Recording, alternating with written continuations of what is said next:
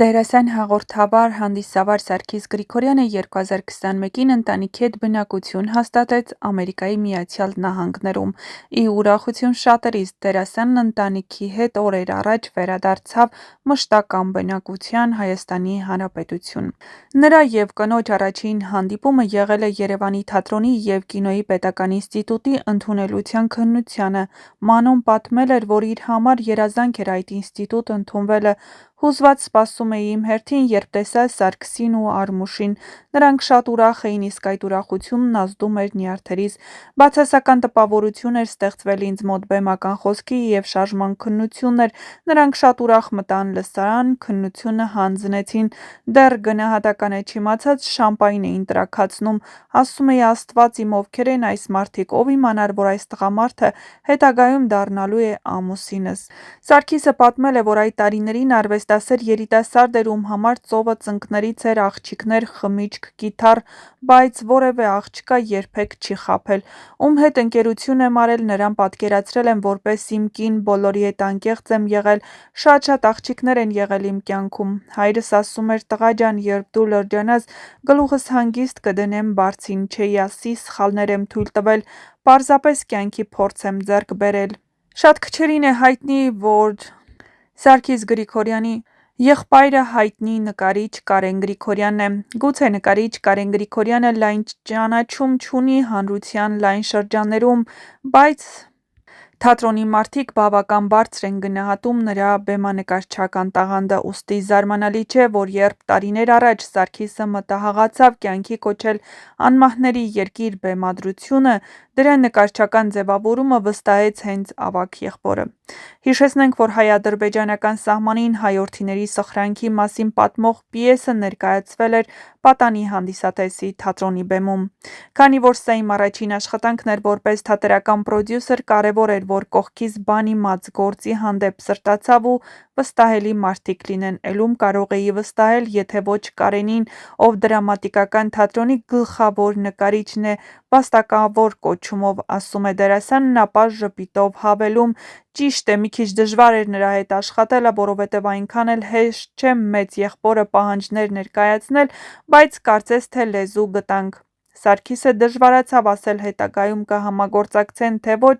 այնուամենայնիվ չբացառեց, որ հաջորդ թատերական նախաձեռնության դեպքում, եթե նույնիսկ միասին չաշխատեն, ապա եղբոր խորհուրդների կարիքը հաստատ կլինի։ Կարեն Գրիգորյանը թեև լայն հանրության շրջանում այնքան հայտնի չէ, որքան նրա կրտսեր եղբայրը դերասան Սարգիս Գրիգորյանը, թատերական աշխարհում վայելում է մեծ հեղինակություն։ Արվեստագետները, հատկապես թատրոնի մարդիկ, բարձր են գնահատում նրա բեմանկարչական մտածողությունն ու պրոֆեսիոնալ մոտեցումը։ Կարեն Գրիգորյանը դրամատիկական թատրոնի գլխավոր նկարիչն է և ունի վաստակավոր կոչում։ Կարեն Գրիգորյանը ծնվել է 1958 թվականի փետրվարի 8-ին Երևանում։ 1977 թվականին ավարտել է Երևանի Փանոս Թերլեմեզյանի անվան գեղարվեստի ուսումնարանը։ 1983 թվականին Երևանի գեղարվեստաթատերական ինստիտուտի գեղարվեստի բաժինը։ 1987 թվականից Հայաստանի նկարիչների միության անդամ է։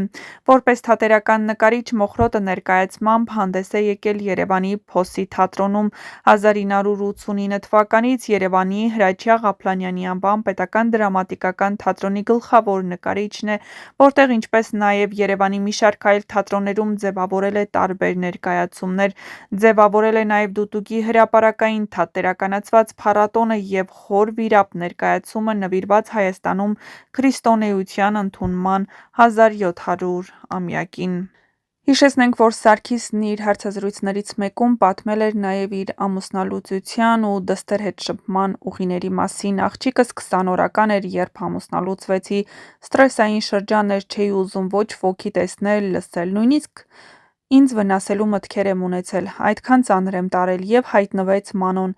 Ամուսնության շրջանում նրա հետ կապ չունեի, մտածում էի խանդի առիթ չտալ, նա էլ էր այդպես մտածում։